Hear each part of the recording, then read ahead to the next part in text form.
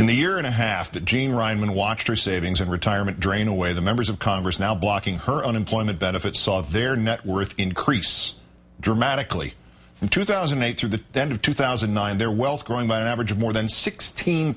This is according to a new study by the Center for Responsive Politics.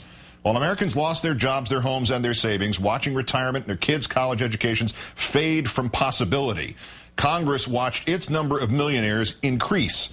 49%, nearly half of them, 261 out of 535 are now millionaires, compared to 1% of America. 55 of them, more than 10%, are now worth more than $10 million.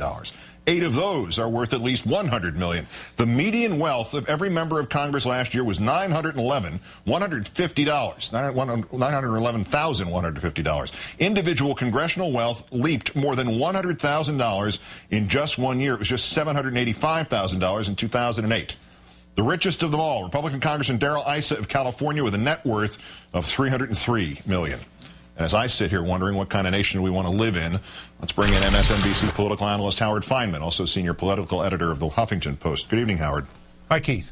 We have a political party demanding that we borrow money to pay for tax cuts on household income above $250,000, while it is at the same time refusing to borrow a lot less money so that middle-class Americans who can't find work can keep their homes and just barely keep their heads above water. Can you put that into context with the findings of this new study on congressional wealth? Well, Keith, the members of Congress don't have to suffer in silence on national television the way Ms. Reinman just did. When you asked her that question, I thought the most eloquent thing she said was what she didn't say when she couldn't speak because of the embarrassment and the confusion of being an educated middle-class person who now finds herself in the situation she's in. And that's what makes the contrast so excruciating. The members of Congress are insulated in many, many ways here.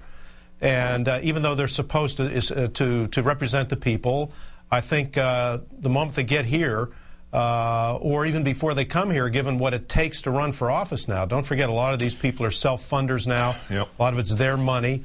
They get here, and that keeps them even farther away from the people. Do they not get that they don't look like America? I mean, are they pushing for these tax cuts for $250,000 and up because it benefits them? No, I don't think in most cases it's that, but I think they're definitely cut off here, Keith. It's the nature of politics today, which, as I said, favors wealthy people who run, number one.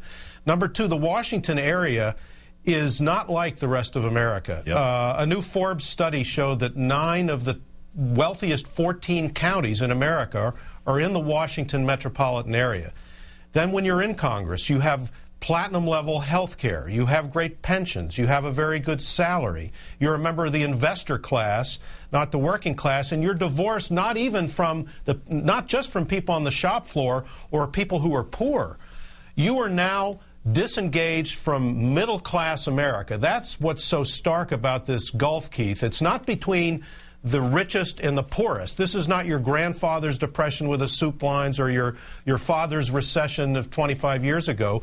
This is a thing where the gulf is between the leaders and the led, between the wealthy in Congress and between middle-class people that they used to be part of.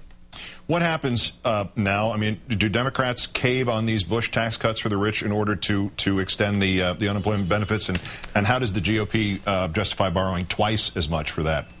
Well, first of all, the problem is that the White House sort of pre-caved.